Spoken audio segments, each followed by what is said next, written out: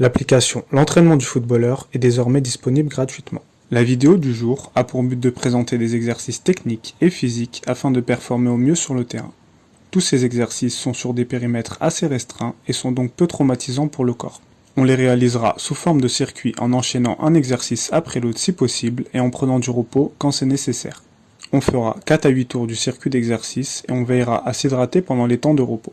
On commence donc cette séance avec le premier exercice qui va cibler principalement l'équilibre, mais qui va aussi solliciter les jambes ainsi que la proprioception.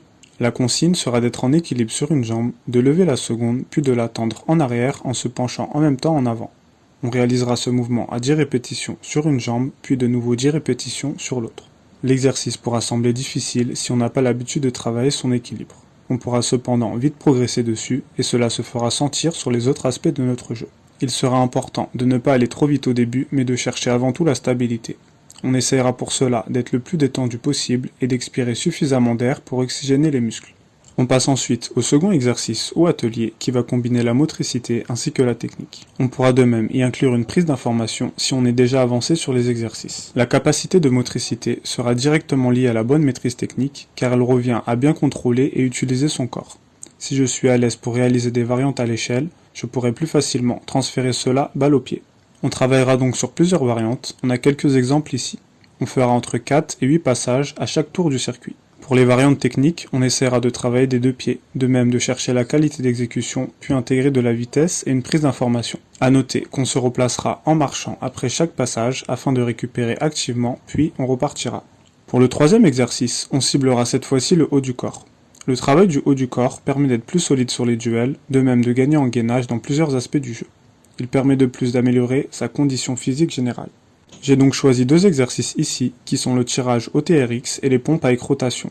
On ciblera l'ensemble des groupes musculaires du haut du corps avec ces deux exercices. Si on ne dispose pas de TRX, on pourra remplacer l'exercice par des tractions. On devra réaliser 10 répétitions sur chacun des exercices en les enchaînant. On donnera bien entendu une certaine importance à la bonne exécution des exercices afin d'en tirer les bénéfices voulus et d'éviter de se blesser. On reviendra ensuite sur un exercice essentiellement ciblé sur la maîtrise technique. On devra ici disposer 4 coupelles sous forme d'un petit carré. On devra réaliser quelques touches avec les deux intérieurs du pied, puis fixer une coupelle avec l'extérieur. On réalisera de nouveau le mouvement et ainsi de suite jusqu'à fixer les 4 coupelles. On devra bien entendu fixer les coupelles droites avec l'extérieur du pied droit et les coupelles gauches avec l'extérieur du pied gauche. On réalisera cet exercice pendant 30 secondes à 1 minute. Il nous permettra principalement de nous améliorer dans les petits périmètres, de même d'avoir une technique plus fluide et des jambes plus légères.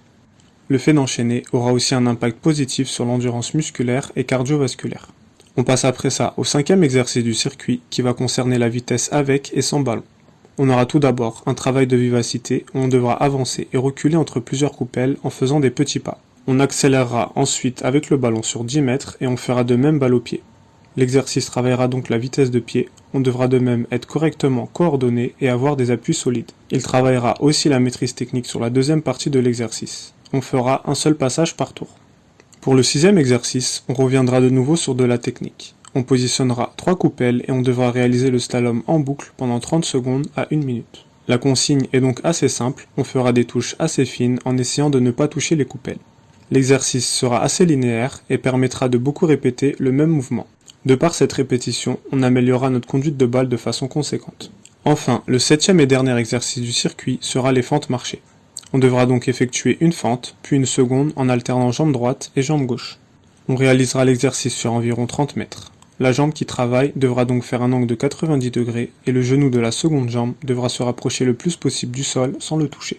On renforcera l'ensemble des muscles de la jambe avec cet exercice. Ce travail musculaire nous permettra de même de gagner en puissance et en endurance musculaire. On pourra donc mieux enchaîner des efforts intenses et multiples. Comme dit précédemment, on fera 4 à 8 tours de ce circuit composé de 7 exercices. Le temps de repos dépendra de la forme du joueur qui les réalise. On privilégiera toujours la qualité à la quantité. Si ce n'est pas possible de réaliser les exercices sous forme de circuit, on les réalisera les uns après les autres. Ce type de séance pourra être réalisé jusqu'à 4 fois par semaine maximum. On pourra la compléter de séances essentiellement techniques ou encore de matchs. On arrive à la fin de cette vidéo que je t'invite à liker, commenter et partager, tu m'aideras beaucoup à développer la chaîne. Abonne-toi et active les notifications pour ne rien rater des suivantes et d'ici là, je te dis à très vite pour d'autres contenus sur l'entraînement.